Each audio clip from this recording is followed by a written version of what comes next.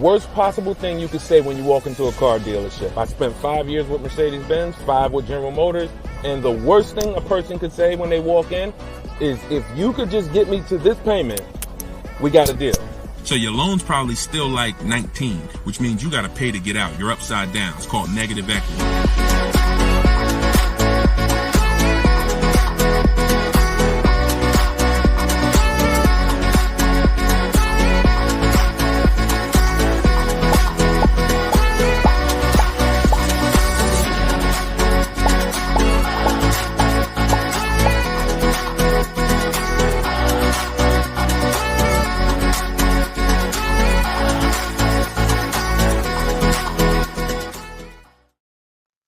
Welcome everybody to Car Shopping Questions and Answers, episode 13. I am your host, Deshone the Auto Advisor. Today is our Thursday, 12 p.m. live stream, and we're live on 4 platforms. For those of you who don't know me, I'd like to ask you, if this is your first time on a stream with us, could you type the number 1? Can you type the number 1 if this is your first time on a stream with us? And to those who've come back, if you've been with us before, could you type the word welcome to all the people who have been with us before? Welcome, and welcome back to those who've been with us. So for those of you who don't know me, my name is Deshone. I'm publicly known as Deshone the Auto Advisor. I spent 14 years in the car business, 5 with Mercedes-Benz, 5 with General Motors. Now, since the pandemic, I've devoted my time to showing everyone willing to listen how to get below market car deals, purchases, leases, new cars, used cars. And we do that by getting bids. We stop negotiating and we get bids. And that's how we get below market deals that other people are not getting. So I'm the author of Cars from Home, the new digital book, 7 Steps to Saving Time, Money, and Avoiding Dealerships. I'm going to show you what it looks like. Boom. That's the cover. And we're rated 4.94 on Goodreads.com. You can get yours for 75% off for the next 30 minutes. You'll see when you visit my TikTok bio or my Instagram bio or the link in the comment section that we have for you on YouTube and Facebook that there's a timer. The book is normally $97, but you can get your copy for $24 as long as you get there before the 30 minutes is up. So I would suggest you get it and come back and join the broadcast. So my man Dolan is moderating in the background. You guys can start typing your questions and we will start to answer them one by one. We'll be on for about an hour and we'll try to get through as many questions as we can in that time. All right, Dolan, once you have the first one, feel free to throw it up. That's what's doing. Okay, and shout out to y'all on TikTok. Could y'all tap the screen if you're going to spend a little time with us? Run those likes up like y'all always do. I appreciate you. And if you're on Facebook or YouTube, if you could hit the like button, it means a lot. It tells the algorithm we're talking big money over here, and they'll send more people who need this. This one's from Instagram. When buying used, is it wise to buy from a small lot? I'll take any, listen, as long as you've screened it down. When you screen down your used cars, first of all, when we're shopping for used cars, you want to be on every marketplace. You want to be on every marketplace that has used cars. I always compare this to like buying a TV. If you were buying a TV, you're not going to just go to Amazon. You're going to go to Walmart.com. You're going to go to Best Buy. So we want to be everywhere there's a car. And now, once you do that, and those sites we use, this is called my multiple marketplace strategy. We use Carfax.com, CarMax.com, Carvana. Don't get any ideas, because even if they're overpriced 90% of the time, they still may be the best deal 10% of the time. Most times CarMax is overpriced. Most times Carvana is overpriced, but that's not all the time.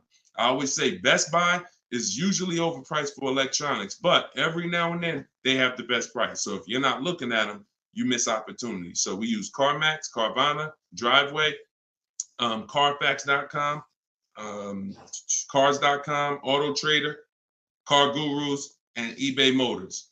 We're looking at all of those marketplaces, and then we're going to narrow it down. So once we narrow it down, first thing we're narrowing it down on is title history. We don't want frame damaged cars, salvage title cars, flooded cars. Title has to be right. Based on Carfax, you can use auto check, but the only reason I don't like using auto check is because we need the service records. And service records is what's the important part when you're narrowing down. You need service record that shows on Carfax. And the last thing we let narrow it down based on is accident history. Some people do no accidents. Some people say, listen, there's different accidents on the Carfax. Let's talk about that for a quick second. You'll see minor accident. You'll see accident, vehicle was drivable. Good sign.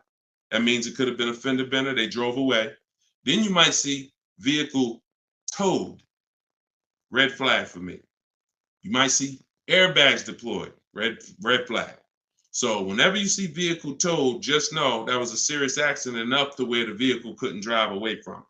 So that's what we narrow it down to. Now, when I'm narrowing this down, I'm not looking at who has the car yet. It could be a small lot. It could be a major franchise. Doesn't matter. Okay. If y'all gonna spend some time with us on TikTok, can y'all tap the screen every couple minutes and keep running those likes up? Appreciate y'all. Shout out to the new people. And if this is your first time on a broadcast, type the number 1. Type the number 1. Yeah, we live, Skinner. All right. If you don't see the banner above me, that means we're live. Whenever you guys see the banner, that means you're watching one of the replays, because we replay and rebroadcast these shows all day long so that everybody can see them. When you can't finish them, you're at work, you want to tell your friends, family about them, they can catch them pretty much any time of the day on all our platforms. But whenever you don't see the banner, which tells you when we're live, then we are live. All right. So that's that. Shout out to the first time people. But that's how we're going to narrow it down. I'm less concerned about where the car is. If it goes through that process, it has great title history, great service records, great accident history, I'm open to it. Okay. Now, another one from Instagram. All right, Instagram with the questions. Today, when buying used, is it wise to buy? Oh, that's the same question. How do you get the original window sticker? We'll get it through the Carfax. We'll get it through MaroneyLabels.com if we're going to pay for it. I think there's a site called Get Clutch. I have a link. I have a link in my book, because every manufacturer doesn't do it. So every manufacturer doesn't do it. Some have agreements with Carfax and they put the window sticker on the Carfax. Some of them you got to buy it separately. But if I'm narrowing it down to 5 cars, see, we got to start looking at car buying like house buying. We really do, because for some reason people are very comfortable protecting themselves. And explain this to me. Why is it people are very comfortable protecting themselves when it comes to cars? I mean houses, but not cars. So if we'll get a $600 home inspection to tell us if we should buy the home or not. You get what I'm saying? There are things we pay when we're about to spend $2 or $3 or $4 or $500,000 on a home. But when it comes to these small things that help us guarantee the best car deal and below market car deals, we want to do everything for free. So that's up to you. A lot of it can be done for free, but if I can't get a window sticker and I got to pay $5 for it, once I narrow it down to my top 4 choices, I pay the $20 to get the original window stickers. I'm getting it. I don't care how you get it. I got a couple resources in my book on how to get it, how to get free Carfaxes, but literally I'm getting the window sticker because I'm not buying a used car without seeing the original window sticker, because you don't know what you're saving. You do not know what you're saving. And anybody who's buying a used car without knowing what the original price was, it's impossible to know how good of a deal you really got. So, all right, go ahead, Dolan.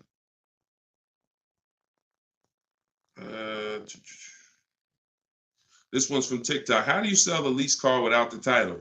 The same way I explained it. You don't need a title to sell any car. Who was taught you needed a title to sell a car? Type me in the comments, because this is a big one. There are people who not even leasing. There are people who have cars right now. You have a loan on it. And I used to get people who would walk in the dealership and they look at the new model, the most recent one, and they'd be like, Deshone, is that the whatever, 2019, 2020? I'm like, yeah, these just came out. Okay, I got 3 payments left. As soon as I make my last payment, I'm coming to get that one. I'm going to talk to you about that one. What's the reason? Why are you waiting? Other than you thought you had to have the title in your hand. It's not the way it works. You go, you sell the car, there's, you write up a purchase order, whatever the bank is that you owe, the person pays off the bank, and then the title, once the bank is paid for, the title goes to the person who bought the car with the new ownership documents. So, sometimes I forget there's little small nuances that, but in the book, and even we talk about this on the show, you guys never hear me when we talk about an equity assessment. When we do an equity assessment, which is maximizing our car's value by getting bids, we don't trade. You never hear me say, those of you who don't have your title, you can't do the equity assessment, right?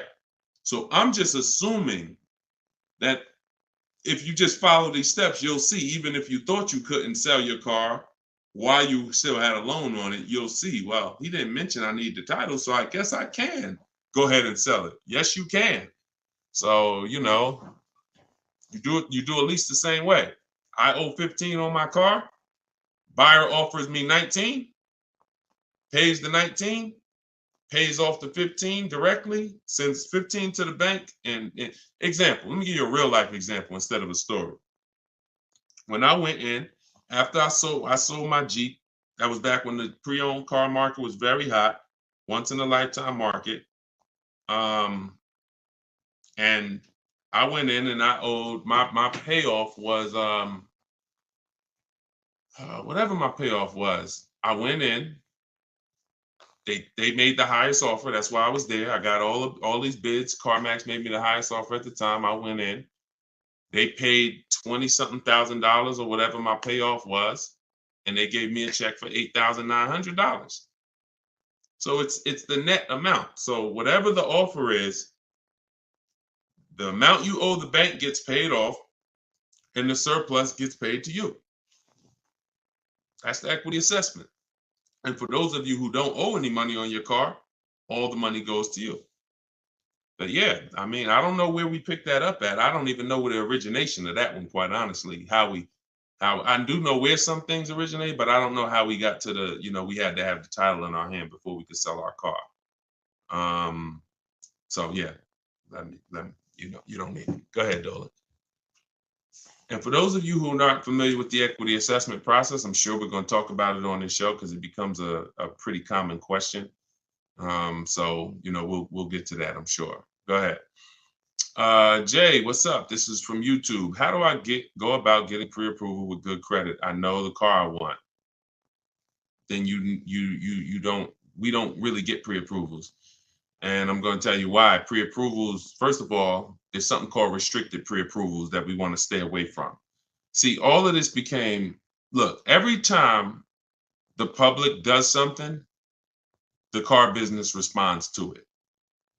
And they usually respond with stuff that's garbage because they're trying to capture you and take away your ability to shop. So what ends up happening is the buzzword for the last 3 years probably has been pre-approved, get pre-approved, right?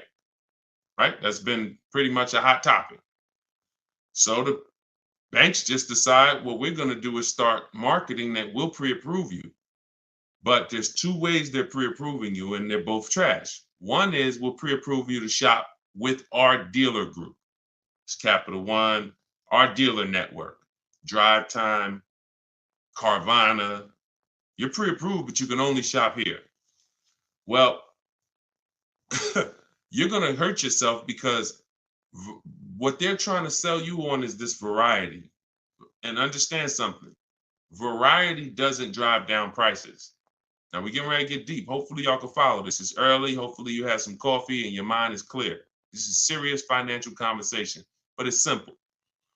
If you walk into the Doritos factory and all they have is Doritos, there's no incentive for them to not make them all $7 a bag because it's all Doritos. You got a bunch of variety. You could have 100 flavors.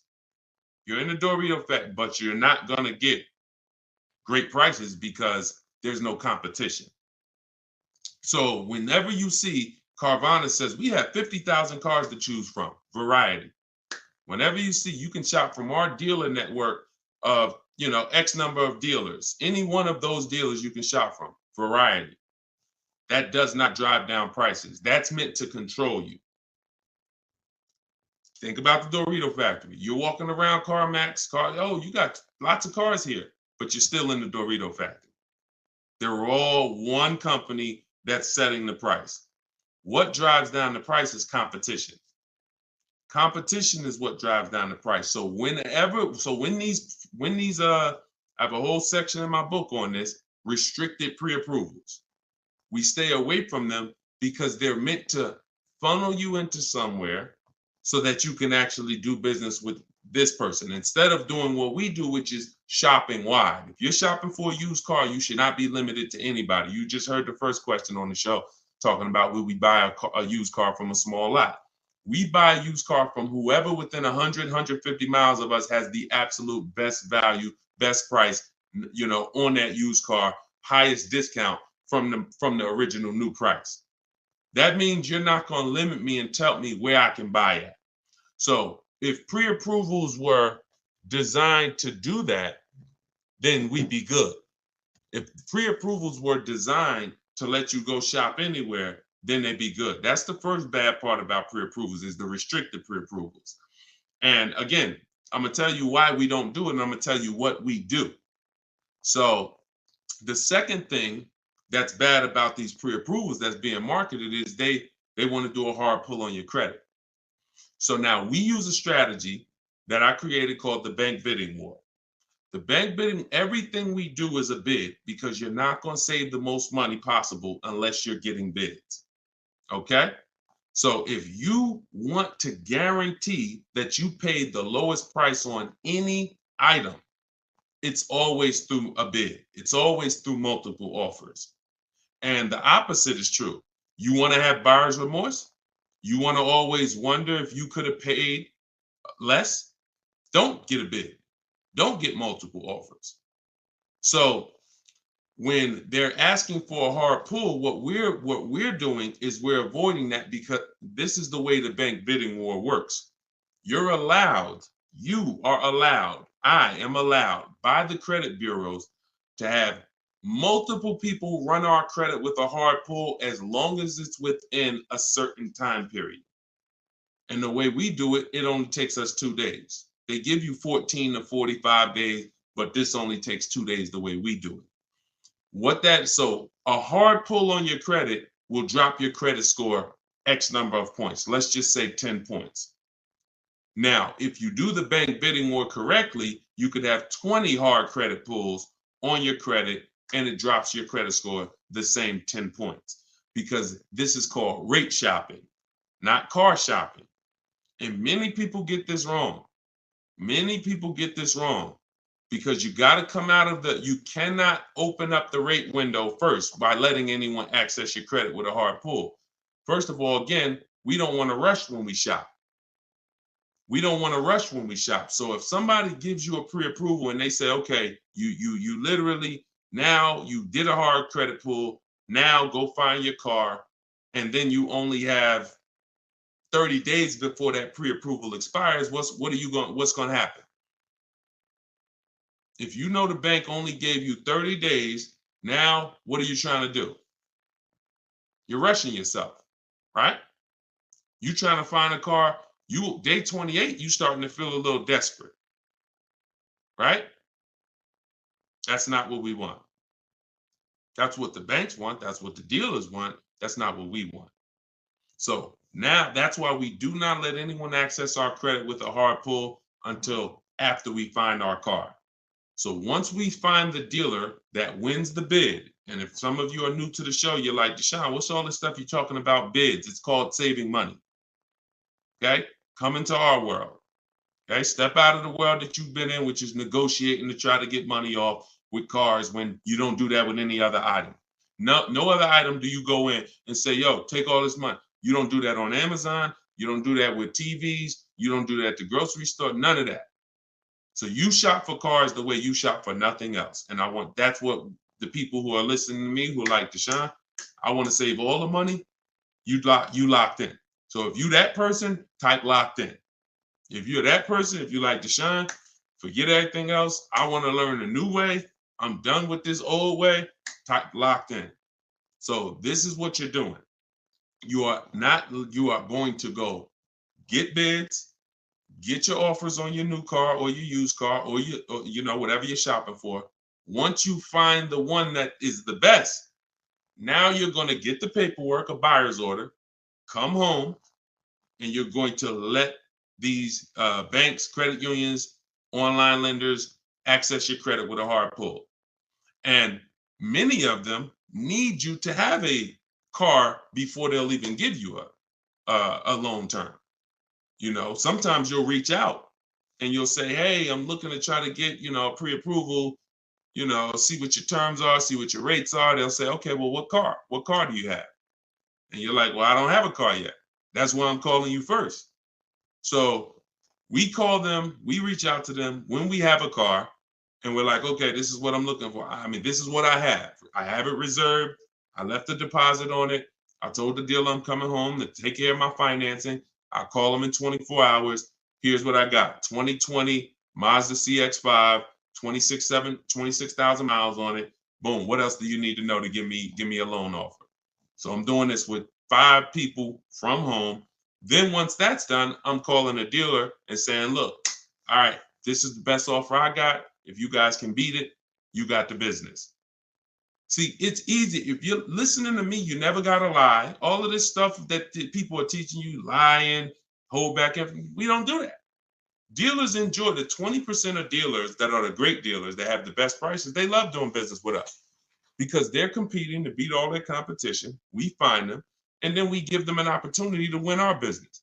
We don't say, oh, no, I'm not letting a dealer run my credit. That's bad strategy. Dealer has 7 to 10 banks that they give millions of dollars in loans to a month. Why would you not want a dealer to be seeing if they could beat your rate? The only problem is if you don't have a rate and you're letting the dealer be your first option, that's a problem. We don't do that. But that's the bank bidding war. So I haven't added it to my book yet, but when you get my book, you actually get the book, and I send you the bank bidding war blueprint. And for all of you who got the book, if you happen to have gotten my book before I came out with the bank bidding war, send us an email and we'll send you the bank bidding war, because I plan to add it to my book. I update the book. That's why I told you I made it a digital book, because I come up with new stuff, new websites come out, websites go out of business. I'm always updating the book. So with a digital book, I'm not charging you every time I update it. I just update the book and everyone gets it. So if you happen to have the book and you don't have the bank bidding war, definitely connect with us by email and we'll get you the bank bidding war, because I just released it within the last couple weeks. But yeah, that's the bank bidding war. And that's how you leave never asking. You should never be asking, what's a good rate right now? How much is too high of an interest rate? These are all questions you ask because you don't get bids. You don't know how to get bids. Once you start getting bids, you never ask these questions again. You'll leave knowing, man, I had like 15, 20 people competing for my rate. I know I got the best rate. That's the name of the game. All right, go ahead, Dolan. Shoot the next question up. We are live, y'all. This is our Thursday, 12 p.m. show. You're not watching the rebroadcast unless you see the banner up top, then you're watching it. But we're live right now. Okay, Donna from Instagram. How do you ensure the car seller makes a decent wage and gets a deal at the same time? God bless you. They make a decent wage if they win the bid and they sell you a car. It's too intricate for you to try to understand. No one's losing money here. This isn't a charity case. And so let me tell you something about me. I set up a system where people buy cars in 60 to 90 minutes. So I know a lot of you think that I'm all for the public, which I am, but I'm also for the 20% car dealers. So I had to set up a system where both people win. The 20%. 80% can't survive in the world we're going to create. 80% can't win because they're not going to compete. They're going to give you high prices. All good. That's great. But the 20%, what we didn't like is spending so much time with people who don't even know a deal, don't know, like you're questioning every single thing because you don't have enough information. That's why. So you're nervous, you're defensive, hard to help you. I'll be sitting down with somebody, I'm sitting down with a customer and I'm making them an offer with a deal, and my manager is hoping they don't take it just because he doesn't want to sell the car for that cheap. But we're making them that offer, they're still questioning it because they don't have bids. So this created, this created nightmare situations for good car salespeople and horrible experiences for you. So with my system, you're online. The only time you're in a dealer is for 20 minutes to test drive the car. So when a person sells a car, if they're going to make a flat commission because they had to give away, there's something called a flat commission where you didn't make a lot of profit. I'd rather make it in 20 minutes. So the car salespeople who win our business love us. They love, all of these people that you see, and you guys know, I will share these people. I share everybody. Look, Tiffany, who used the book, she got $6,000 off of her Mazda just a couple days ago. That is, she didn't spend more than 20 minutes with the salesperson. I don't even know if that's the person she test drove the car with. It might not be. So this person who won her business literally is going to spend maybe 30 minutes with her total. So what? He's not making a huge commission. If he ends up making $150 flat, he'd rather, and I've asked car salespeople this over my years of educating the public on how to shop from home. I said, let me ask you a question. Would you rather, y'all being stingy with the likes on TikTok? Can we tap the screen if y'all spending time with us? Thank you. Can we tap the screen? Can we share? We ain't asking for money. We asking for just tap the screen if you're enjoying the show. All right. Don't ever listen. I'll be getting them. Thank y'all. Appreciate you running it up. So when you see that, I appreciate you wanting dealers to make money. But the best thing you could do if you really want good dealers to be okay is learn how to shop from home correctly so you can stop wasting people's time. So you can stop being with people for 2 hours, 3 hours, 6 hours that you don't buy a car from. That's really what I want you to do, because when you learn how to get cars in 60 minutes from home, car salespeople are gonna love you. Because even if I didn't make a huge commission of $1,000 or $800 or $1,500 on this particular deal, that's okay. And $1,500 commissions are very rare. You had to make a lot of profit on the deal, 10 grand profit probably. Bring home 20%. Now you got to make probably 7 grand to 10 grand, profit, and people will make it. There are people who overpay. And so those people who pay average prices and above average prices, but we don't pay either. So it's the time. I don't care if I make $150 with you if I only spent 30 minutes with you. And the only way you're doing that is shopping online. You're not doing that. I've tried. I think I was pretty quick. There were some people quicker than me, but I certainly tried to go into, and a customer knows what they want. Come on, man, Mr. Jones. I know what you want. We'll get this done very quickly. Hour and a half tops, 2 hours really tops, because you got the finance office. You got all this stuff that has to happen. We got to clean the car. So 2 hours is really, if on a quick deal. Most of them, 3, 4. How many hours you guys spend picking up your cars? Be honest. How many hours did you put into your last car purchase at the dealership?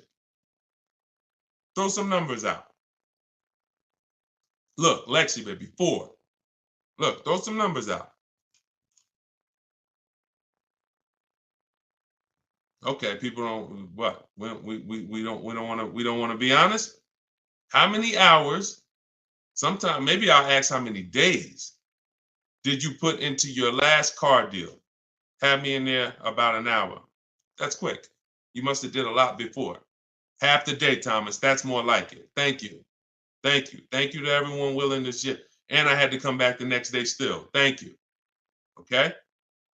So yes, I talk a lot about money. Look, 6 hours. Poobie Bear on Instagram. 6 hours. 4 hours. So no one that you're seeing here, I'll run down the list. Boom. Not only are these people saving all the money. Look, $690 a month on Totes BMW. Greg, $527 a month, his $56,000 Kia truck. Look, Danielle, $550 a month for her Audi. Not only are they saving all the money, they're not in the dealer more than 30 minutes. That's why the dealers love them. That's why the dealers love us. I'm never going to create a system that's painful for car dealers. I would be hypocritical to do that. I created a system where when you use it, the people you do business with love you because you're like, man, listen, this is one of the quickest deals. Some of you saw when I got my Infinity truck. I wish I could find that video. Matter of fact, hold on. Before we go to the next question, because I don't want anyone, because some of y'all don't know me. Y'all don't know, okay, is this guy telling the truth? We really getting cars? This was me picking up my Infinity truck right here. This is when I got the Infinity truck. Hold on, I'm gonna find a video. I'm going into my hold on, where we at? Day five. Here we go. Look, let me share my screen. And I picked it up and I posted this on Instagram because I want people to know we really do this. We don't say we do this. We really do this. Look. Now, there we go.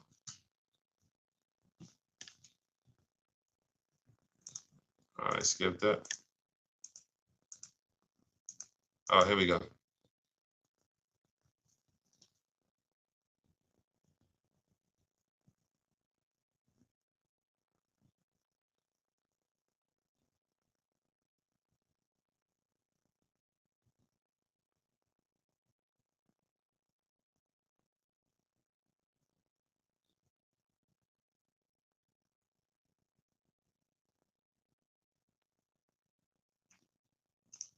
Boom. Do we understand? I know y'all can't see it on TikTok. You got to watch the rebroadcast because we're live on TikTok. We stream live from the device. Do you understand? This is not a game. This is not a game. If you when you learn that you've been conditioned to think that somehow spending time on my car deal means I saved all the money. No, it doesn't. No, it doesn't. Looking at multiple options, multiple offers while you sit at home, knowing how to screen those offers down so that you know you got the below market prices. Looking at 5 offers on new cars and leases minimum, 5 offers minimum because 80% of dealers are overpriced. This is what guarantees below market prices. You don't need to be in a dealer to get that. In fact, there's no way for you to get it in a dealer. I will be so bold to make the statement, and I'll just ask you, if you think you can get it, when you get your car, bet me $500 that I can't get a better price than you. That's what I'm saying. Bet me $500 when you get your car, any car you get, if you don't use what I'm teaching you, if you tell Deshone, all that stuff sounds good, getting bid, but I want to do it my way. Bet me $500 that I can't find a much, much better deal than you as soon as you get your car. I'm willing to put the money up because I know bids is what gets us these prices you guys see on the shows. Bids is what allows people to come in and save money. Okay? Did y'all see that? Could y'all hear that? Let me know, could y'all hear that when I was playing that? Were y'all able to hear that when I was playing it? Before I move on to the next question, before I have Dolan pulling the... Why didn't y'all say something? See, we got too many people on here. We got too many people on here, y'all, for y'all to let me play an entire 1-minute video and not say you couldn't hear it. All right. Yeah, I don't know what to do. All right, listen. It is what it is. What I asked the guy was, how much time do we put into the whole process? He said 45 minutes. I said, take the test drive out of it. Take me and Monique test driving out of it. How much time did we spend? He said 20, 25 minutes top. Come on, lock in, y'all. Lock in. Go ahead, Dolan. Throw the next question up. Instagram. How do you tell the dealership you want to take the car to the mechanic before purchasing? You don't. Dealership's not going to let you take the car to a mechanic before purchasing. It's too much liability. If you crash the car, if it has an accident, mechanic messes up the car, only thing you could do is have a company like yourmechanic.com come and meet you at the dealer. That's why whenever I'm buying a used car, I'm not taking it the same day. DJ Flay, I thought it was a silent film. This is hilarious. So yeah, we never take a used car the same day because one, we got to do it even if we're paying cash though. I mean, even if we're paying cash. But if you're doing the bank bidding war, we can't take a car the same day because we need to go home and we need to start the bank bidding war. But if you're paying cash and the car has a good warranty and you've done the math, okay, maybe you don't need to have a mechanic inspected. But if you want to have a mechanic inspected, then it's always I'm leaving a deposit and then I'll have either my mechanic come. And again, this goes back to you're paying to protect yourself. I got a mechanic here that I've been using for years, me and my family. If I told him, hey, look, I'm gonna pay you, let me know when you got an hour and a half. I'm gonna pay you for the time. Come take a look at this car with me. I got a reserve. He'll be like, no problem. I'll throw him $125. He'll come, check it out for me, tell me if I'm good or not. He can't put it on a lift, so that's the bad thing. But again, it's better than me just thinking with my non-mechanic self, I guess the car looks good. Sounds good, I think. No, these are the things that we got to do if we want to protect ourselves. And understand, there's horror stories for a reason, y'all. Horror stories are very common. Cars breaking down. It's weird. All I can do is give you boundaries. And when I give you the boundaries, then you can choose what you want to do with them. You can choose if you want to, adhere to them. You can choose if you want to ignore them, but at least they're there. So yeah, I would always have, with no warranty on a car, I would always have my mechanic come out. And if you don't have a mechanic, then I pay a company like yourmechanic.com. I think they charge $100, $150 to come out, send one of their mechanics to inspect the car for you. I see it just like a home inspection. I don't see it any different. Any different. Go ahead, Dolan. Okay, I had a financial advisor tell me get rid of my car. I did. Wait, I had this one's from Instagram. I had a financial advisor tell me to get rid of my car. I did, however. I really need another one, but they repoed the vehicle. It's been around January. Okay, I'm trying to understand. So he told you get rid of your car, but you need another one. Get a very inexpensive car. It sounds like you're in a position where you need to get the least expensive car you possibly can. I call that a smart car, saving money at the right time. Cars that are, under 10 grand. If you're trying to get a loan on it, that's what you would be trying to get. But if they repo the vehicle, you're going to have a tough time getting I would get it. If I got my vehicle repoed, my next car is a small car. I'm looking for something that the smallest car I could get a loan on, 25 grand brand new, 30 grand brand new, because that means if I get it for about 10 grand, I still should be able to get a 6-year-old one, something not too old, 7. See, the problem is when you say, oh, I want the SUV and I want the 3 rows and, I want the leather and all of that. And now, okay, in order to get a car about 10 grand, you're going to get a 2009 or you're going to get a 2011 with 110,000 miles on it. See, we got to learn how to sacrifice in certain cases. I'm not talking to you. I'm talking to anyone else who may be watching this, who may be in a situation where you're in a rebuild. It's called a rebuild for a reason. We're not looking to stunt in a rebuild. We're not looking to flex on them in a rebuild. We're looking to say, look, I got to get from point A to point B. What I need is 2 things, a quality car, and I need to not miss any payments if I'm going to get a loan on this. So when you go out and you get, I got my credits are 500, but I'm gonna go and I'm gonna get a $20,000 car that they're gonna charge. I'm gonna pay 20+% interest on it, so my payment's gonna probably be 600. Now I'm paying 600, and the $20,000 car may not even be a quality car. May got 80,000, 90,000 miles on it. So now stuff starts breaking. I got my $600 payment, and now the car's in the shop, but I still owe my 600. Okay. Here comes another repo. So this is disaster. I've seen this. This is a formula. I call this the repo recipe. So if you're in a rebuild, the name of the game is seeing, first of all, Am I a long-term person, 8+ years, or am I a short-term person, less than 8 years? Because if you're a short-term person, your goal is to lease. You may not know it yet, but some of the people who've been on this show, you understand the depreciation curve. This is where you lose all the money right here. Year 1, 2, 3, 4, 5, 6, you're losing all the money. Once you get to about year 7, 8, it starts to level out. Your vehicle is not losing that much value anymore. That's when you want to own it. That's when you've won. That's not when you want to replace it.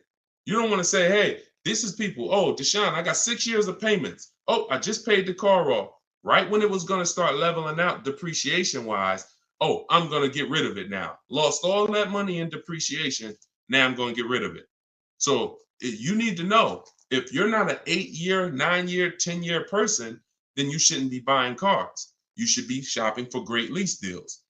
But you may not qualify for a lease right now. So your mission should be to qualify for a lease in the future, which means I'm going to drive a car that's not my ideal car. I'm going to drive a car I may not even like, but it's going to be reliable and it's going to be affordable. Reliable and affordable. And I'm going to drive that for 2 years, make every payment on time, and then I'm going to switch into another car, brand new lease. Or if I'm purchasing, because I'm a long-term person, I'll switch and I'll if you're purchasing, if you're a long-term person, you could get a car now, pay a higher interest rate, and refinance later. That's why you need to know who you are. But if you're a long-term person, 8+ year person, you could get a great car, reliable, and then refinance the loan. But you got to know who you are, because I see tons of people all around this country in here who are not in a position where their credit is good, but you have not come up with a goal and understood leasing. So what you're going to end up doing is financing a very expensive car, 20, 30 grand, and you're going to end up with a lot of negative equity. And every time you go to change your cars every 3, 4, 5 years, you're wondering why you have all this negative baggage and why your payments keep getting higher, your cars keep getting lower in quality. And that there's a reason for that. That's the reason. I just explained to you the reason. It's like a snowball that you're rolling that's against you, versus what I'm telling you to do is to have a plan so that you know, all right, I can't qualify for a lease right now, but in 2 years I will. So I'm gonna make sure I'm not gonna do anything right now that's gonna mess up my chances of getting a lease in 2 years. And if I'm not a lease person and I'm keeping this car 8 years, then I gotta get a great car and I'm gonna pay higher interest. But when the interest rates come down, when I fix my credit in a year or two, I'm gonna refinance. Two different people, but you must know who you are. We clear? We clear on that? Type clear if y'all clear on that. Okay? All right, go ahead, Dolan. Shoot the next one up. What are the benefits, if any, of buying an electric or a hybrid vehicle? You need to know that. I mean, it's different for different people. Environment, some people, depends. That's a personal thing. A lot of people think that electric cars, I remember when I worked for Mercedes, we thought hybrids were good for people who drove a lot. So I was uneducated on hybrids. It's actually good for people who drive in the city, because every time you hit the brake, it would regenerate the battery. So that might just be Mercedes hybrids. That might be all hybrids. I don't know. But your reason for buying a hybrid or an electric car should be your reason based on your research. And so plenty of people, most people are not buying electric cars. Some people are. Some people buy hybrids. Frina was looking at a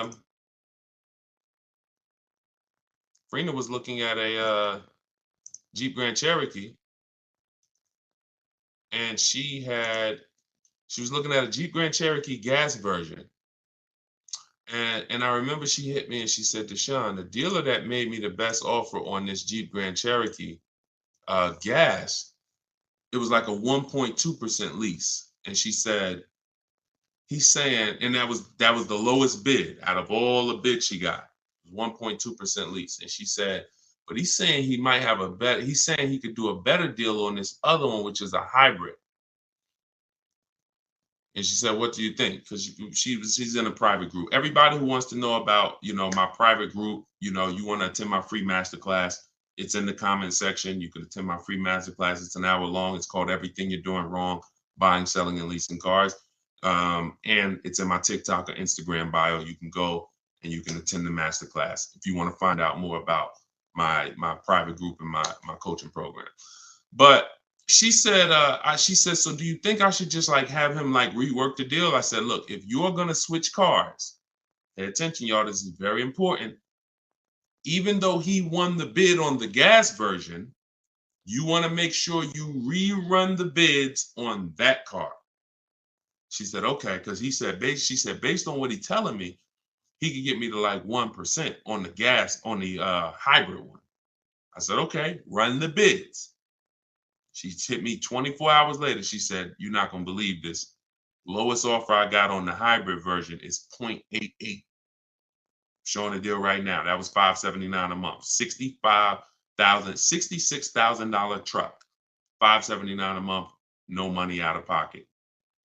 So if you don't rework the deal,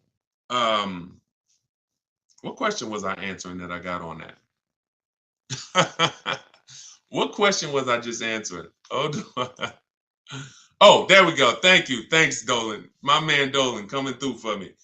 So she didn't have a preference necessarily of hybrid. That opportunity presented itself. All hybrids don't have incredible programs. So I think you make the decision, Natalie, on what you want, and then you shop the offers on that car. That's it. It's so many cars out here, y'all. It's hundreds of cars to choose from. Pick the one that you like, get the offers on them. And spend your time shopping. If you're getting a new car or a lease, you should be out test driving. This is the fun part. Eventually getting bids, that'll be fun for y'all because you'll be in control. But, for your first time, you're still going to be a little nervous. But the fun part is really getting in the car and going and test driving. All right. And going to another dealer, test driving. You're about to make a $40,000, $50,000 decision. Some of you more, some of you $80,000. You're buying luxury cars, $100,000 decision. Take a day and go and drive these products that they're spending millions of dollars on, hoping you would at least come test drive. I've had people that's like, oh, I want the Honda Pilot. Oh no, the girl said, I want the new Honda CR-V hybrid. I like the look. I said, did you drive it? Nah, but that's what I got my eye on. I said, go drive it.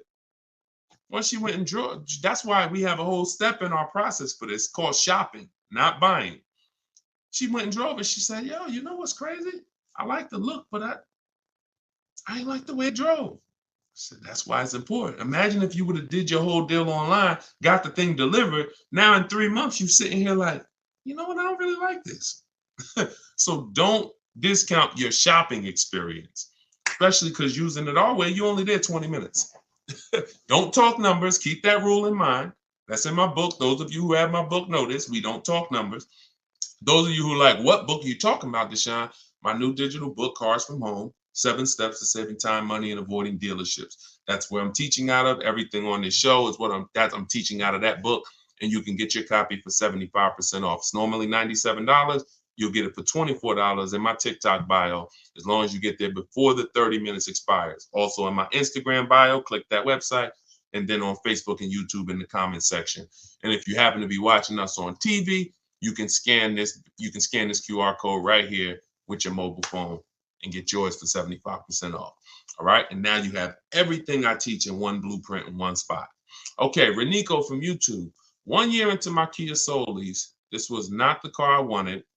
I want to trade the Soul in for a 2022 Kia Sorento. Is it possible, or should I wait for another year to lease the Sorento? Listen, great question. Perfect example of what I just said of why we don't discount the shopping process from now on. So you can't break a contract. The only way you can get out of the lease is if you can sell it. So you do the equity assessment. Now follow this. You're going to call your bank, call your leasing company. You're going to get the payoff. And then you're going to ask do I have a third-party restriction? Those are the two questions. Payoff, do I have a third-party restriction? Then go on the 6 sites, get your bids. Carvana, Kelly's Blue Book Instant Cash Offer, CarMax,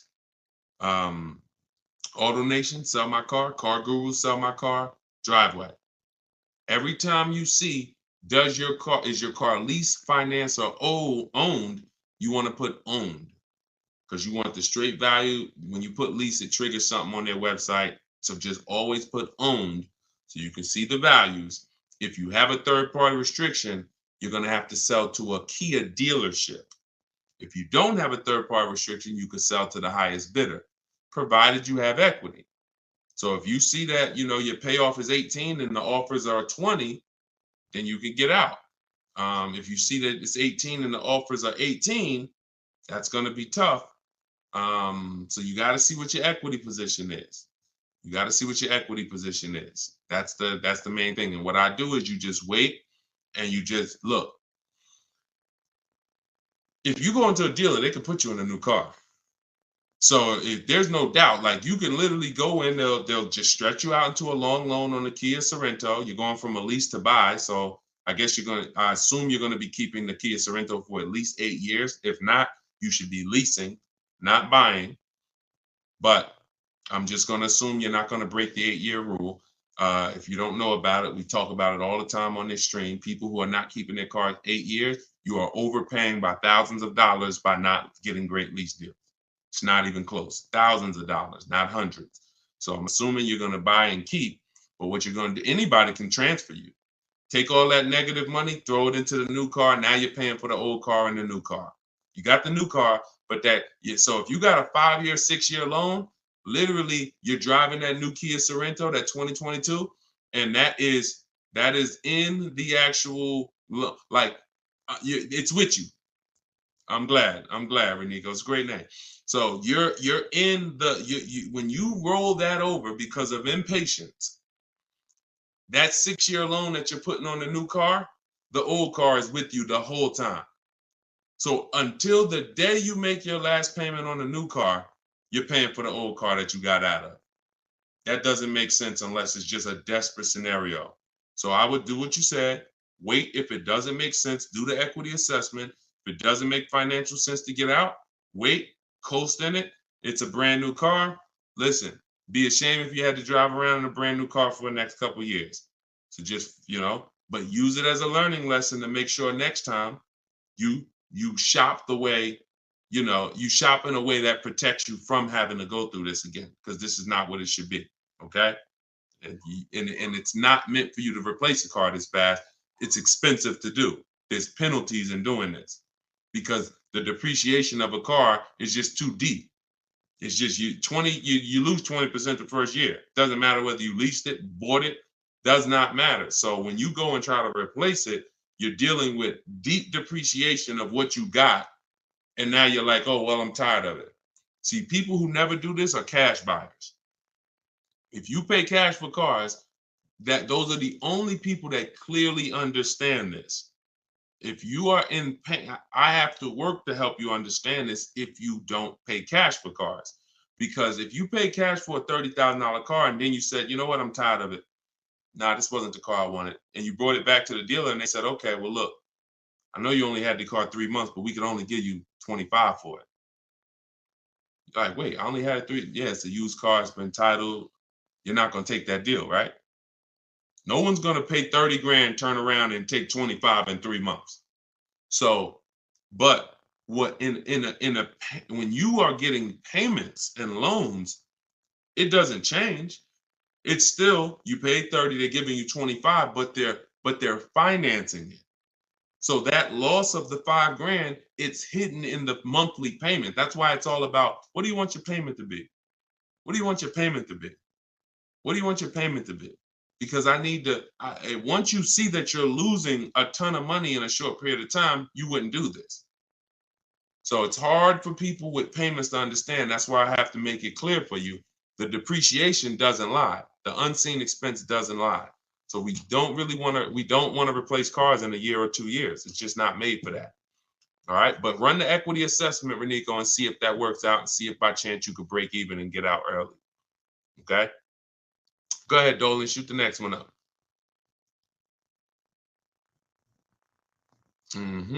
Okay, Precision Soundworks. A great part about following the book is when you're car shopping, you know what you're not going to get sucked into, a sales number presentation. Amen.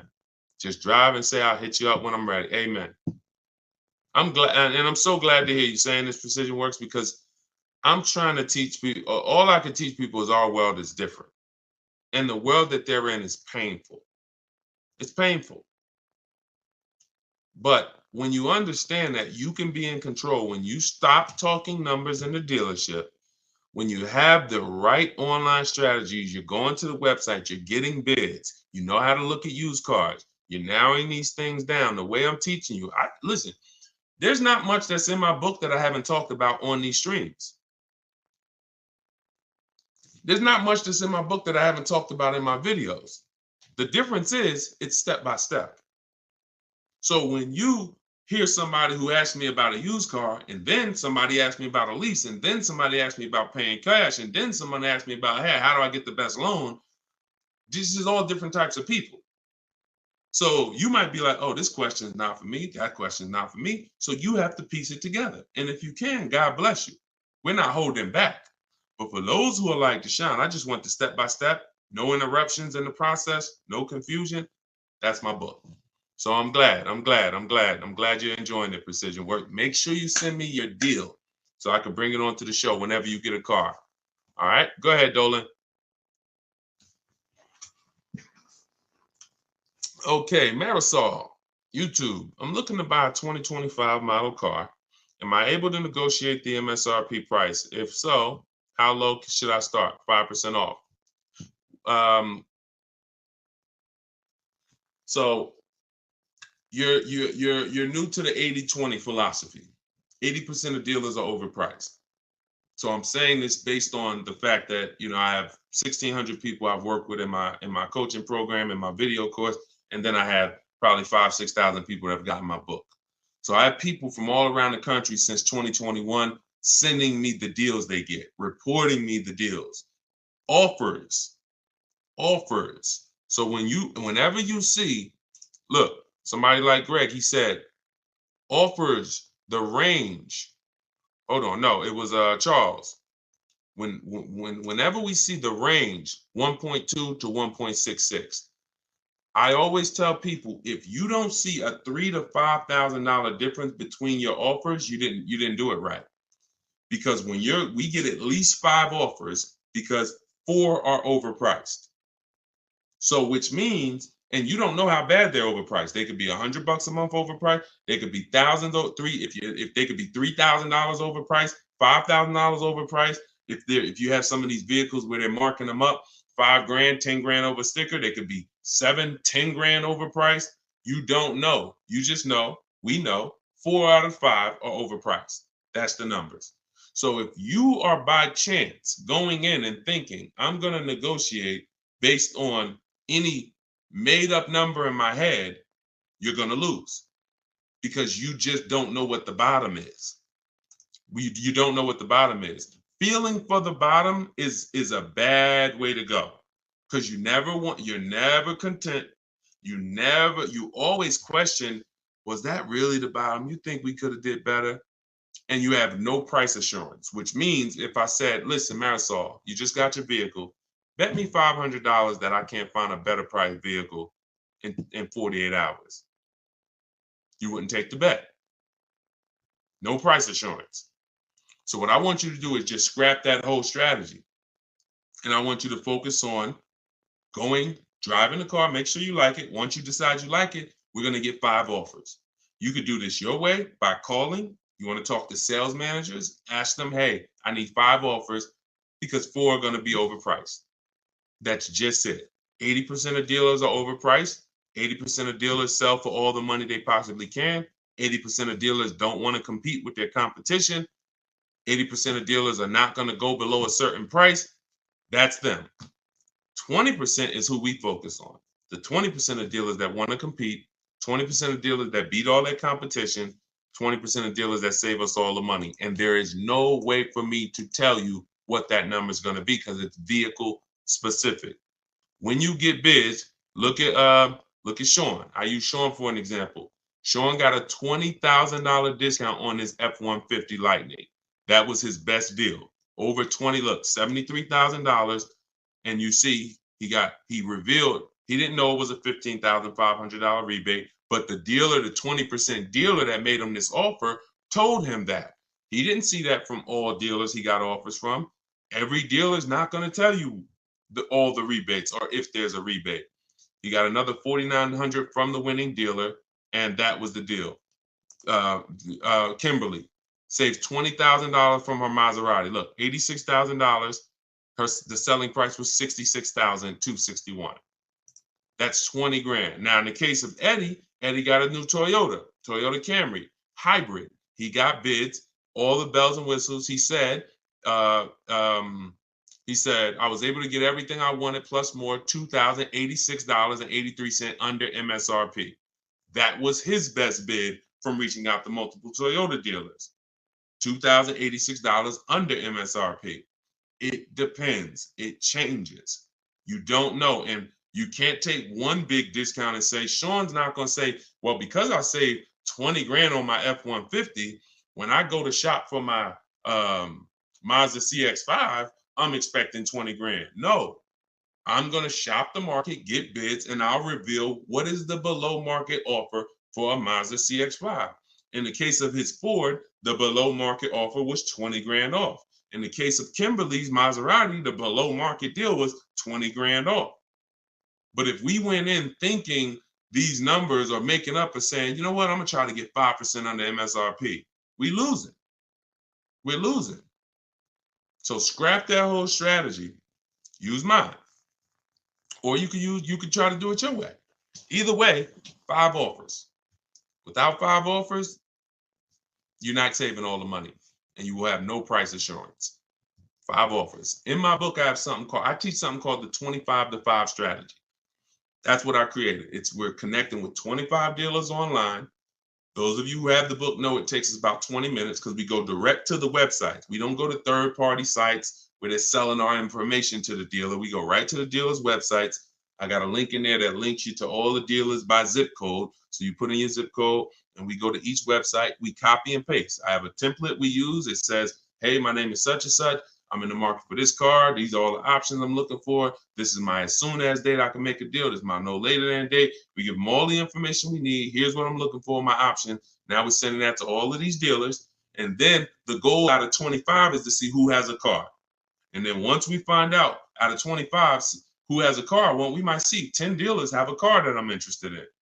That's another reason why it benefits to shop the numbers. Because when you only shop in 2 dealers, like the statistics say you do, the statistics show that you guys shop 2 dealers. That's what the statistics show, 2 dealers. And as car salespeople, we know that. We know that. So when you're shopping 2 dealers, whatever they have on their lots or have coming in, that's all that's interesting. That's all we can shop from. That's why it's like, oh, I don't have that color. Oh, I don't have one with those options. We're shopping from 25 dealers. We got a good shot of 8 to 10 having something we're interested in. And then we have other copy and paste scripts to request our quotes, give them everything they need to give us a quote. And then we have scripts to keep the conversation moving when they try to get us on the phone, which they will, 80% will, which, hey, try to get us to come in, 80% will. Hey, hey, listen, we can only give you a quote if you're here in the showroom. Okay, well, I'm talking to a couple of dealers. No one else has said that. Should I remove you from my list? All our emails end with a question. Whenever you're emailing a dealer, should always end with a question, not a statement, because the question pushes the ball back to them. So that's what we're doing, 25-to-5. Our goal when connecting with 25 dealers is to get 5 offers. And out of those 5, 1 offer is going to beat everybody else, and that's who we do business with. That entire process takes us 60 to 90 minutes. 60 to 90 minutes. It's beautiful. So if you're like, Deshone, I want to use your process, you can do it your way. You want to call around? I'm just telling you, get 5 offers. You could do it my way. In my book, 75% off in my TikTok bio or in my Instagram bio. Click that link and get your copy for 75% off, or in the comment section on YouTube and Facebook if you just came on the show. But that's the 25 to 5, and you won't have price assurance and you won't save all the money until you start to get 5 offers. Everything is a bid. All right. That's what I'm telling. My favorite words: bids, multiple offers, multiple options, price assurance. These are my favorite words. When you start using this stuff, they're going to be your favorite words too. I guarantee it. Go ahead, Dolan. Do you always have to have a down payment when purchasing a car? No, never. Never. Now, down payments are not illegal. That was one of the worst videos to go viral. But when a video goes viral, you can't combat it. So, if people looked into that law, they would see this law has nothing to do with down payments. So down payments are not illegal, but you can every single thing we shop for is no down payment. When we're shopping for leases, we request all our lease quotes, first month's payment total out of pocket. We don't, you guys, some of you know who's been on the stream, I don't even like you using the words down payment. We use total out of pocket, total due at signing, not down payment. But we're doing first month's payment due at signing, 12,000 miles per year, all taxes and fees rolled into the payment. That's how we request our lease quotes. Now, we have high mileage drivers who do high mileage leases, 20, 25, 30,000 miles a year, but you always adjust it after you found the best dealer. Once you found the dealer who wins the bid, that's when you're now going to go in and adjust the mileage for your custom strategy, for your custom needs. Okay. All right. Listen, I appreciate it. Please readjust the quote to 18,000 miles per year, and then we'll take it across. That's when you're going to say, all right, you know what? I'm already under 1.5. I'm under 1.3, whatever it is. As long as you're under 1.5, you got a deal. As long as it's the best bid. Because some people say, oh, I went in, and I cannot stand this. But it's unfortunate that people think they're using what I teach, but they're not. They'll go in and say, Deshone, yeah, I was talking to the car salesman. I told him, you got to get me under 1.5. I said, what are you doing? I didn't say it. I don't even think I responded to it because I don't want people to feel like they failed. But that's not what I teach. I'm never targeting 1.5.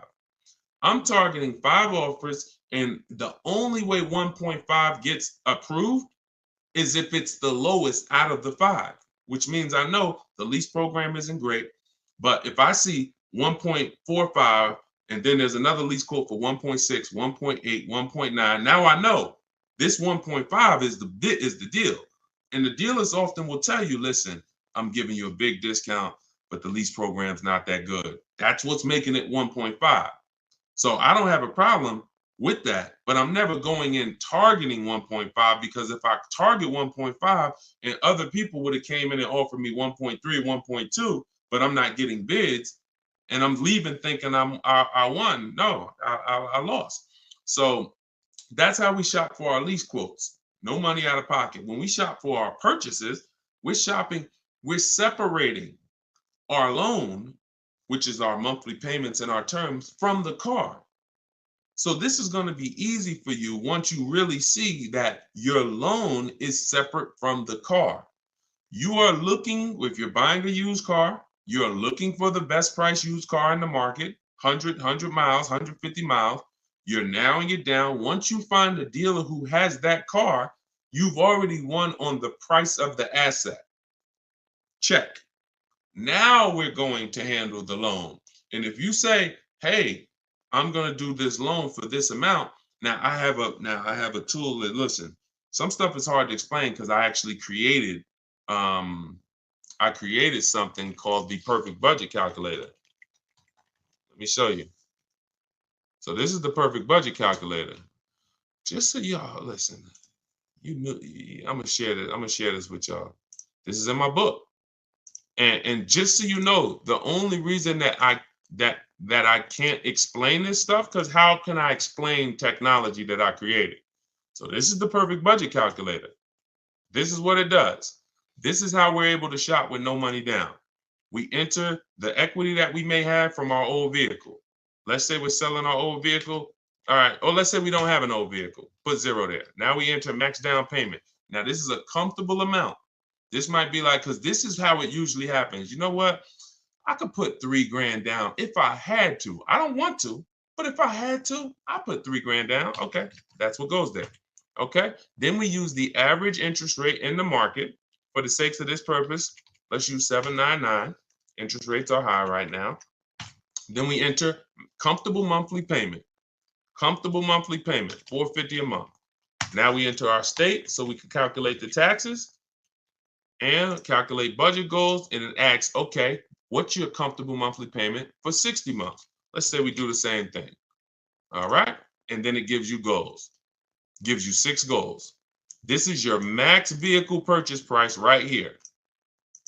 See, there's never been anything like this. This is why you go in saying, I don't want to spend more than $450. You end up spending $600. This is why you go in saying, you know what? I'm going to spend $30,000 on a car. You end up spending $32, $33 because you forgot about the taxes and the fees. We never shop with our max in mind. So this becomes our first goal. Our first goal gets us to our car, no equity, no down payment. Our second goal gets us to with a 5-year loan. Now, our second goal gets us to, if we get a car in this price, we can do a 6-year loan, no equity, no down payment. So this is where you need to be right here if you want to do no down payment. This is where you want to be.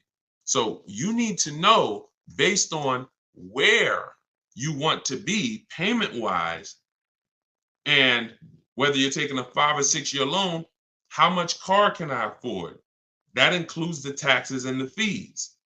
So there was no way for me to explain this to you. In fact, I used to have a 20-minute video that I walked people through, and it was a perfect budget exercise. We did all that manually. Everything that I built the calculator to do manually, you guys got to see it on the replay. Because if you're on Instagram or YouTube or Facebook, TikTok doesn't let us pull this streaming software in. So you guys got to see it on the replay. You could go watch the YouTube videos right after the show is done, and you can see how I just showed you this. Or if you get my book, you can actually use the perfect budget calculator in 5 minutes. So what that allows you to do is go in knowing where your starting point is, knowing where your max vehicle purchase price is. That's how people go over budget all the time. Going in, all you have in mind is math. Oh, I don't want to be no more than $450 a month. $450 a month. That's all you're thinking about. Or if the bank tells you, okay, you're pre-approved for $30,000. What does that actually mean? Okay, great. I'm pre-approved for $30,000. What does that mean? 5-year loan, 6-year loan? What about my payment? My payment, I don't want it to be more than this. Plus, I got $2,000 I could put down. How does that factor in? So when you get to the max monthly payment, when you get to goal 6, using the perfect budget calculator, you are using a 6-year loan, your max loan, and your down payment, but you're still under budget.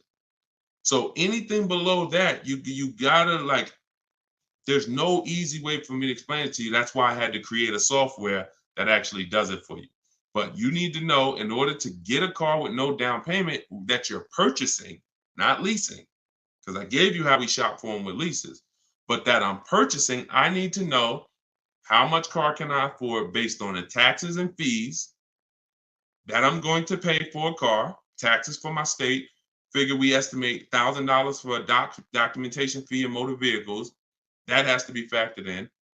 And then a 5 or 6-year loan, all of this stuff. So, yeah. So we got a lot of calculators.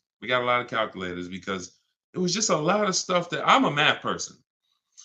And so I could explain stuff to a math person. I can try to make things simple, and I try my best to make these numbers simple. But the best thing that I was able to do was create calculators that would do this stuff that I don't have to explain to people the numbers anymore. And my goal is to put lots of calculators out eventually that do pretty much everything. Like people who are over mileage on their lease. You got to see, should I end the lease early and take the mileage penalty now, or take the payment penalty? Should I go to distance?